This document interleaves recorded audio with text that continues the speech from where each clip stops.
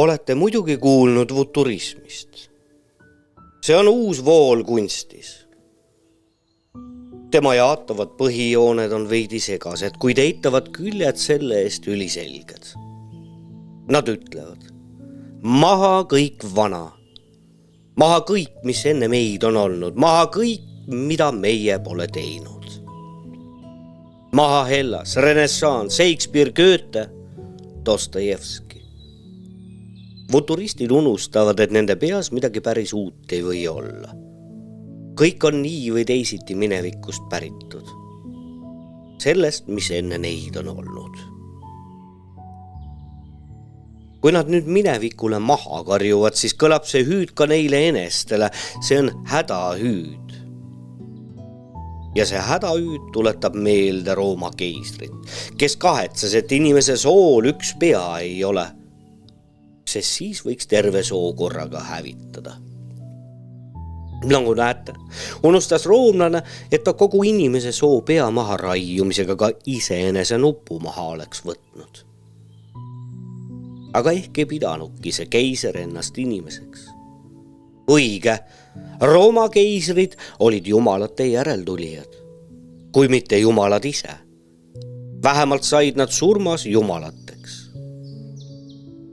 Aga ehk oli tal ka aimu 19. aastasaja üliinimesest. Võimalik, sest roomlastel oli nii paljuski aimu. Nad olid ajaloo suuremad röövikud, aga rääkisid ainult õigusest, rahvaste õigusest.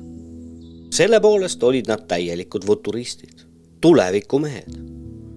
Nad hävitasid kõike, mida Rooma kere ei seedinud, aga nad õpetasid ka ilmale, et neil selleks ainult üks õigus oli. Rusikas. Ja siis tuli mees, kes ütles, armasta. Ja vaata, armastuse kuulutajad said suurteks tule ja mõõga kandjateks. Nad küündisid kõrgemale kui õiguse õpetajad. Armastamine ja armastusest jutlustamine tegi inimese kurjaks. Mida kõrgemale tõusis luulel enda armuõnnest rääkides, seda rohkem hakati valmistama sõjariistu nende tapmiseks, kes pidid armastama. Võim ja ahnus olid vägevamad kui õigus. Nad olid ka vägevamad kui armastus. Õigus pidi valitsema 1000-aastases riigis, aga ilm tundis ainult rusikat. Ja kõik ütlesid, rusikas on õigus. Armastus upitati troonile 2000 aastat, aga rahvad tunnevad ainult raudrusikat. Ja paljud ütlesid, armastus on kurjus. Seal, kus räägiti kõige sügavamaid sõnu armastusest, valmistati ka kõige parem raudrusikas, mis pidi rahvaid hirmus hoidma kui lapsi. Mida armsam laps, seda kibedam vits. Niisugune on inimese soo ajaloo saatuse pilge. Eks ei ole see kõik väärt, et talle maha karjutaks. Eks ei ole kõik, mis sünnib väärt põrmuks saama. Eks ei olnud Rooma keiser tõe tundmisele lähedal, kui ta soovis inimese soole ühist pead. See mees oli iseenese kaudu tõtt tabanud. Kuri on inimene algusest saadik. Talle pole sellest küll, et ta oma vastasest võitu saab. Ei, ta peab tema hävitama kogu minevikuga. Maha karjub muhameedlane ja raamatukogud ning kunstikorjandused hävinevad. Kao hüüab kristlane ja terveid rahvaid ühes nende minevikuga pole teps enam. Hävine hõiskab sakslane Löövenile ja Reimsile ning aastasadade kunstivarandused saavad põrmuks. Aga Kant ütleb, ilmas olevat 2 imeasja. Inimese südametunnistus ja tähtine taevas. Ja ta ütleb veel, inimene pidavat nõnda talitama, et tema teod võiksid olla teistele seaduse juhtnööriks. Sa õnnis vanapoiss.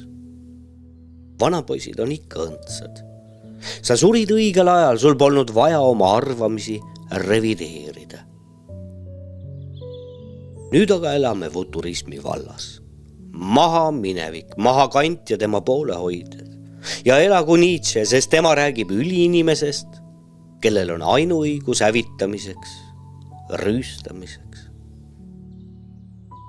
aga sa armas üliinimene, ehk on ka sinuga lugu niisama kui Rooma keisriga ja futurismiga.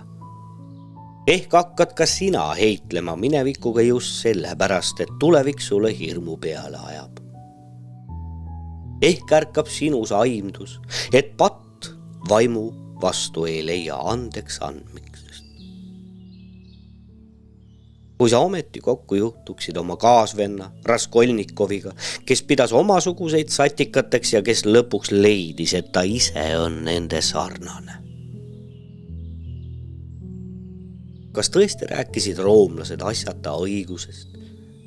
Ja kas ei ole armujutlus jätnud vähematki märki rahvaste rinde? Anton Hansen Tammsaare aastal 1914.